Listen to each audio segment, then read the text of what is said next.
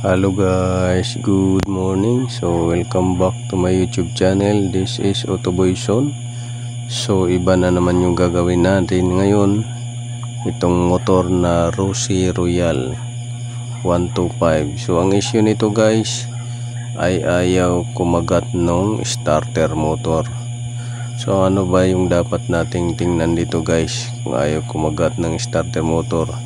So mayroon naman siyang supply pagka pinindot mo. So binunot ko na yan, pero pinakita ko lang sa inyo na mayroon supply yan na lumalabas doon papuntang starter.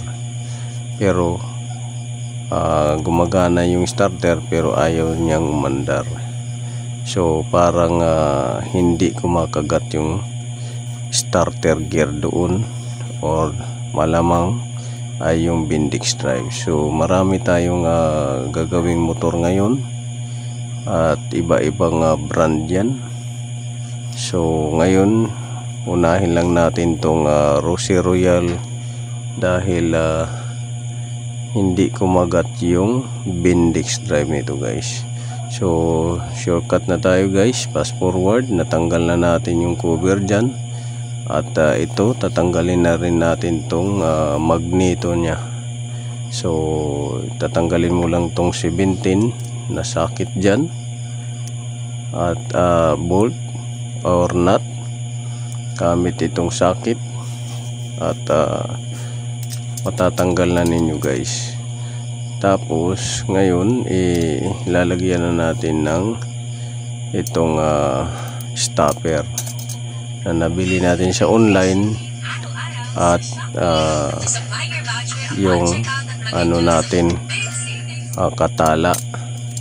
Tapos ngayon ay gagamitan na natin ng special tools at kukuha tayo ng mahabang tubo para makapuwersa tayo. So yan yung gagawin natin o gagawin ninyo pag nagtanggal. Gamit tayo ng mga special tools na yan at tubo at yung socket at extension, tapos isang adjustable wrench, tapos itong puller natin sa magneto. So yan yung gagawin ninyo guys. So tatanggalin na natin yan guys, at para mailabas natin yung ito at mailabas natin yung cover ng crankcase.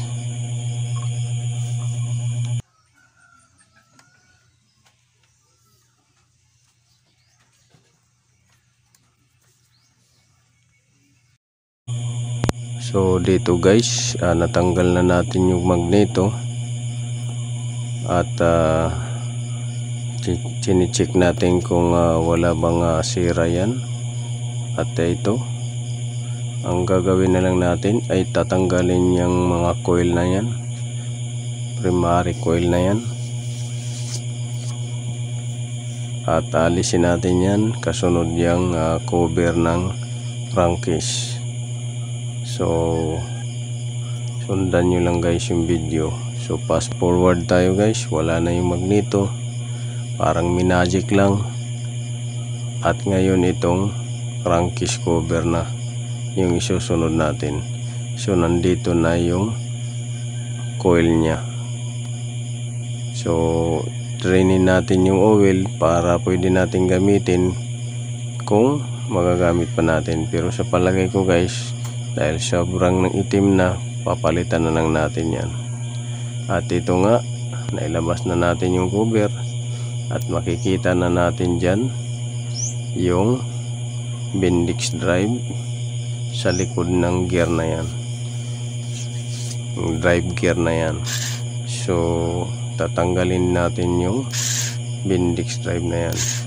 So tinitesting natin, kung nakikita nyo guys, ay ikot lang siya ng ikot, pero hindi niya kayang paikutin yung makina. So meaning to say, dumudulas lang yung Bendix drive sa likod.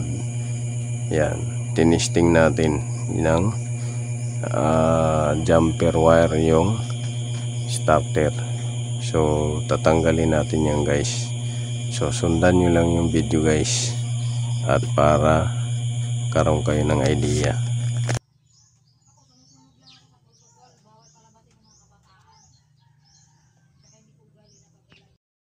At dito nga guys ay fast forward tayo uli.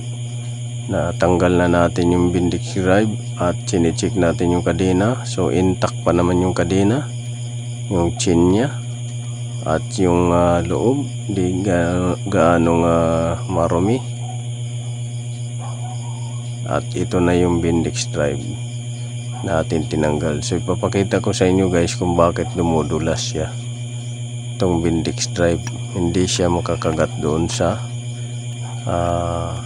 gear ng starter.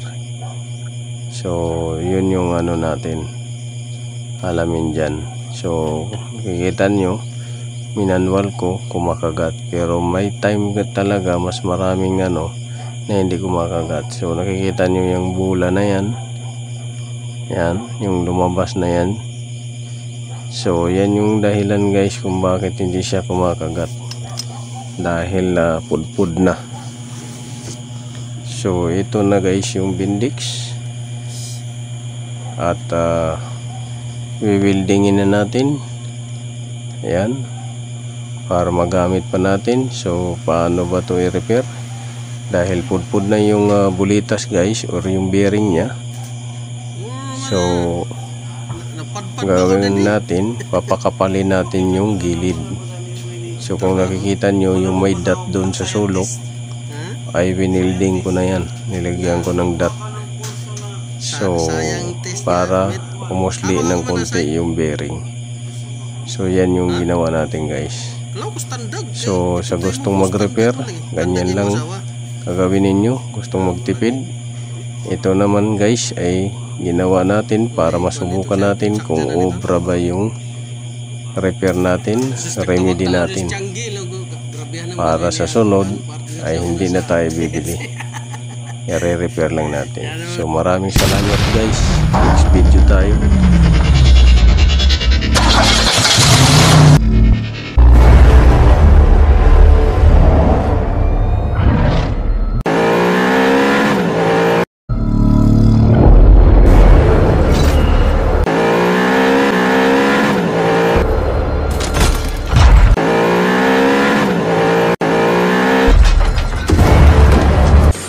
Make